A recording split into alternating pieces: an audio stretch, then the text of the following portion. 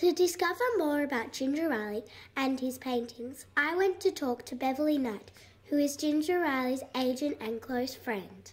Why did Ginger Riley become an artist? He first thought of becoming an artist when he was only about 14 or 15. He met Albert Namatjira down in Central Australia, which was a long way from home, but he was a young stockman and he'd gone down with the cattle down to Central Australia, and he met Namatjira and he saw Albert Namatjira painting his country, and so he thought, I would love to do that.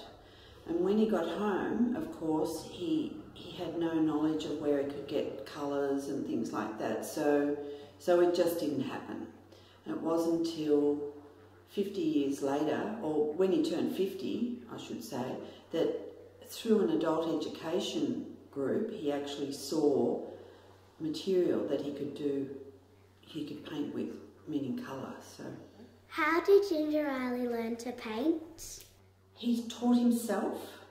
He started at Nooka with the adult education people, and all they did was supply some very cheap canvas and some school acrylics, which are not very good acrylics, but sort of a range of colours, and he taught himself. But you have to remember that Aboriginal people like Ginger would have seen people painting caves, painting their bodies. So whilst they weren't painting pictures, they had, a history of painting something and learning that, to put an image on something, whether it's rock or their body or that sort of thing. So, who inspired Ginger Riley? Well, definitely Albert Namatjira, I think. He talked about him right until before he passed away. And in fact, about 3 weeks before he died in Melbourne, he had lung cancer, by the way.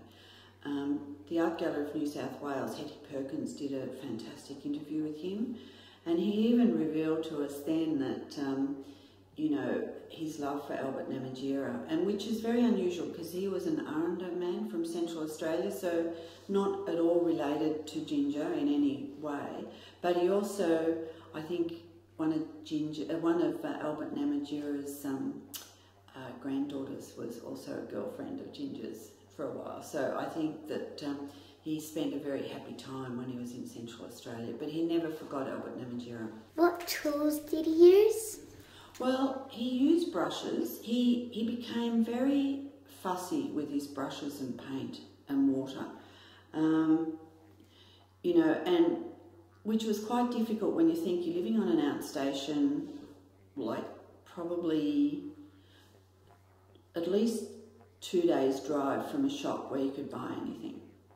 Do you know what I mean? So he always requested really good brushes. When he got used to paper, he loved Arches paper because he could manipulate the paint.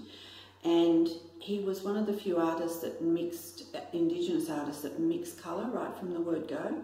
So he pushed himself, even though he's working with acrylic, he pushed himself technically,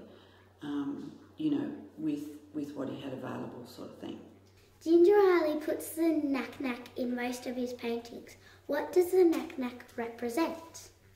Well, it's really him.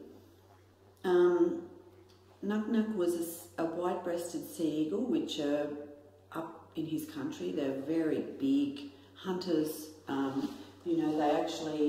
do hunt. You see them eating kangaroos or snakes or whatever. And these are little baby ones up here in a thing, up in this one. But when you see Knack-knack, really you see he's the sentinel looking over country, meaning he's caring for country. And Ginger really, Ginger and Knack-knack were one and the same sort of people, I suppose, things, whatever, in his mythology. Knack-knack belongs to his mother's country. So in that area, what you caretake is your mother's country and what you own is your father's country. So he never painted his father's story. He only painted what he could caretake. So, and Knack-knack is the main sentinel. When the knack-knack isn't in the paintings, does he paint a snake? Well, you'll see one or two snakes in paintings. he calls this Garumala like one snake, but it's actually two snakes, male and female.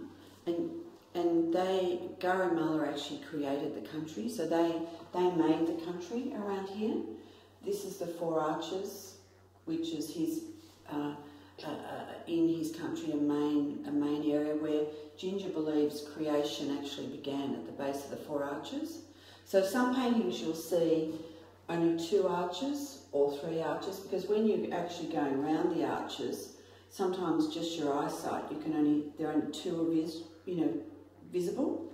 And if you look through some of his books and you see flying fox hanging on those arches upside down, you know that creation has taken place. So, and that's where the first man and woman Ginger believes were created. Beverly Knight showed me some personal photos of Ginger Riley, where he lived in Murra country in the Northern Territory with his family, and where he painted. She told me about one of his final paintings, Knack Knack, feeds the young nesting sea eagles, painted in 2001.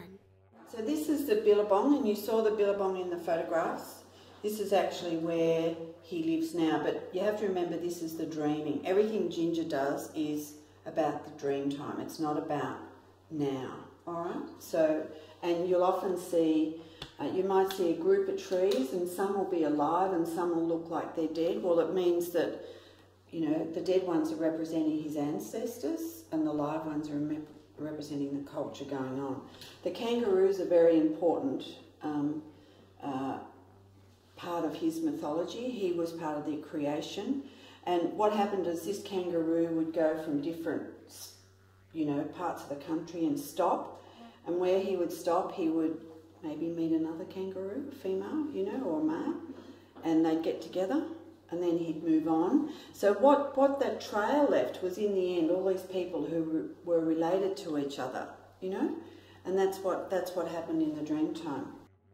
These rocks up here, this is a ruined city, and this vine here, he only started to paint that vine towards the end of his life, and also these rocks. His totems were also the sun and the clouds, and that was his mother. So if you see a sun, you know it's his mother. If you see a cloud, you'll know it's his mother. Sometimes the clouds are full of rain, or sometimes they're even raining.